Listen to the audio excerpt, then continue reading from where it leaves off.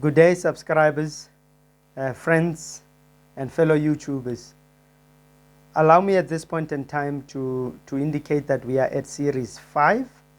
And Series 5 essentially deals in a very short way with what the essence of the arguments for the recusal are that were presented by Advocate Skakane.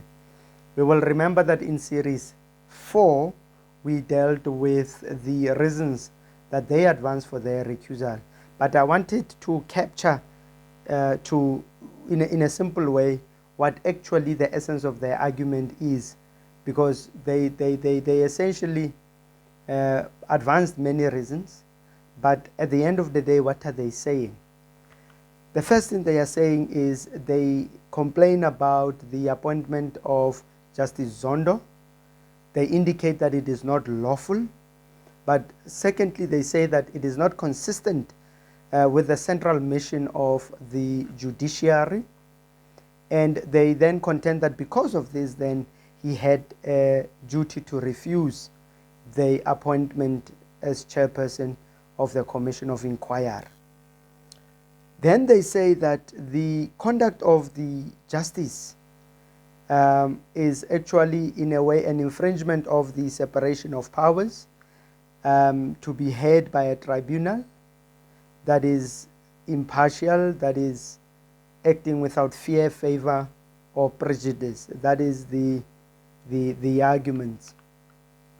They then also contend that the conduct of the justice, as well as comments made by him, leads Mr. Zuma to believe that indeed he will not be treated fairly by the Deputy Chief Justice. Then now they move to another position to say that they believe that the Deputy Chief Justice has already adopted a position against Mr. Zuma, and that then, as a result of that, they do not believe that the justice would then be in a position to deal fairly and impartially with Mr. Zuma.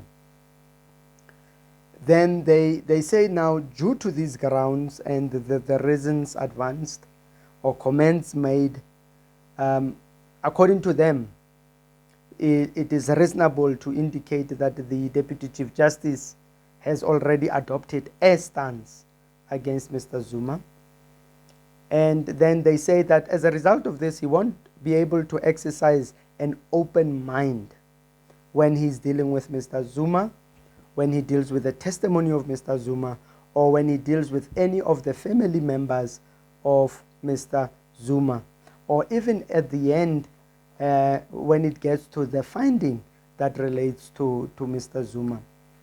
And then they indicate that these comments had a really devastating impact as far as it relates to the right of Mr. Zuma to be presumed innocent until proven otherwise in a court of law. That is their assertion.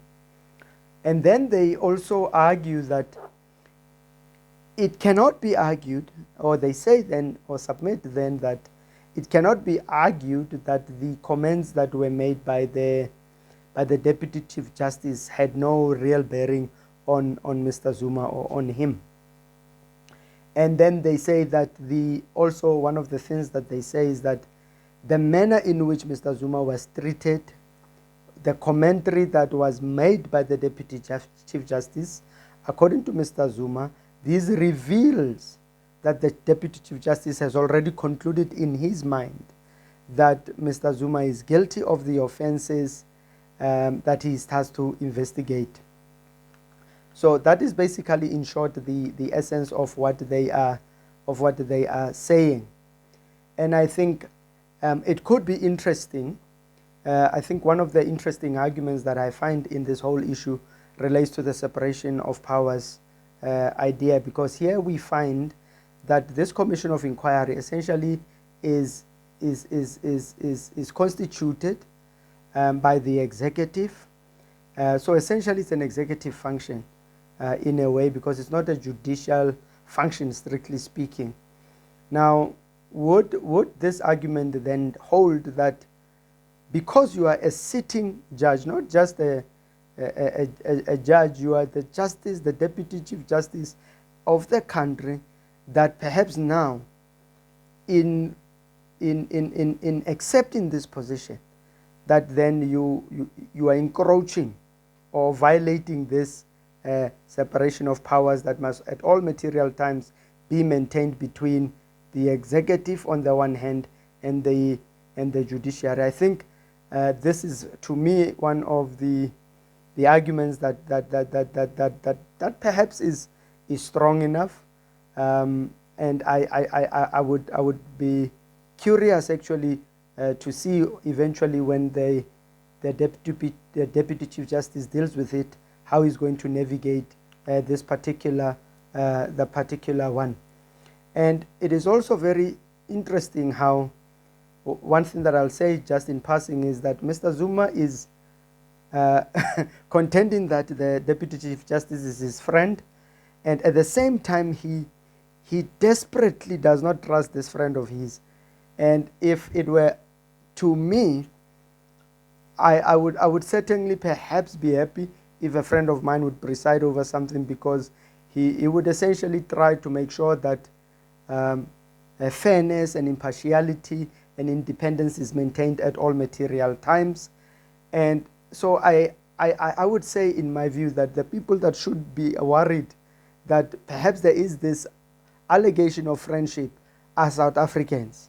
But Mr. Zuma then seems to be more worried that his friend is, or his potential friend or alleged friend is the one presiding. So this is really an anomaly. And this to me is what then confirms that actually the Deputy Chief Justice is the right person for the job, because he will certainly clearly be fair and objective. Because if your friend doesn't trust you to take his side, then essentially it means you are, in my view, a man or woman of integrity. And in this case, I would then give a right tick to the Deputy Chief Justice to be the right person in the right chair. And one of the things that is very worrisome for me is that already Mr. Zuma has in his mind the idea that the Deputy Chief Justice is going to make a determination about his guilt or innocence. And this is not the case. At the moment, we are not dealing with guilt or innocence. We are not dealing with trying to convict or acquit anybody. And how those processes will then follow later. So again, there is this problem, in my view, where there seems to be some confusion between an adversarial process and an inquisitorial process, because there is a huge difference between the two, and the role and function that then a judge would assume in one would be very different from the other. I think in a follow-up video, I will have to then maybe highlight to the South Africans the simple differences between these two roles and functions. But at this point in time, what I want to indicate is that really, I don't know why Mr. Zuma is so worried about his guilt being determined by the Chief Justice, because he cannot even do that even if he wanted to. But let me not go into a lot of these comments, but I just wanted to, in passing, make commentary. But I'm looking forward now to hear what the response to these arguments and the reasons advanced, as in Series 4, by the evidence leader, Advocate Pistorius. So let's then move straight to Series 6. Thank you very much.